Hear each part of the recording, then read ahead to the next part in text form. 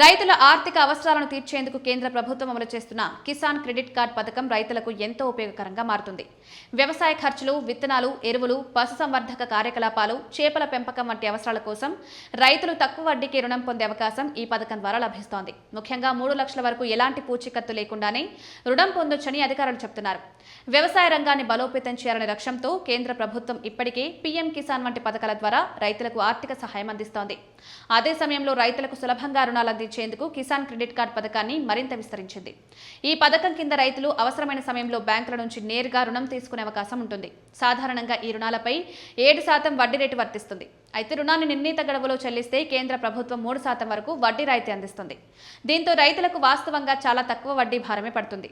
ఈ పథకం కేవలం పంటల సాగు చేసే రైతులకే కాకుండా పశు పోషణ, డైరీ, కోళ్ల పెంపకం, మత్స్య పరిశ్రమలతో సంబంధం ఉన్న వారికి కూడా వర్తిస్తుంది. గ్రామీణ ప్రాంతాల్లో ఉపాధి పొందుతున్న అనేక మంది ఈ పథకం ద్వారా ప్రయోజనం పొందుతున్నారు. వ్యక్తిగత రైతులతో పాటు స్వయం సహాయక సంఘాలు, జాయింట్ లయబిలిటీ గ్రూపులు కూడా కిసాన్ క్రెడిట్ కార్డు కోసం దరఖాస్తు చేసుకోవచ్చు. కిసాన్ క్రెడిట్ కార్డు పొందాలంటే దరఖాస్తుదారు వయసు 18 నుంచి 75 సంవత్సరాల మధ్య ఉండాలి. వ్యవసాయ భూమి కలిగి ఉండడం, వ్యవసాయ అనుబంధ రంగాల్లో పనిచేస్తుండడం అవసరం.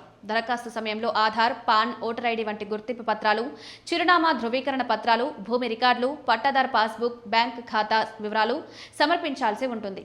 దరఖాస్తుదారులు తమ సమీపంలోని ప్రభుత్వ, ప్రైవేట్ బ్యాంకులు సంప్రదించి కిసాన్ క్రెడిట్ కార్డు కోసం దరఖాస్తు చేసుకోవచ్చు.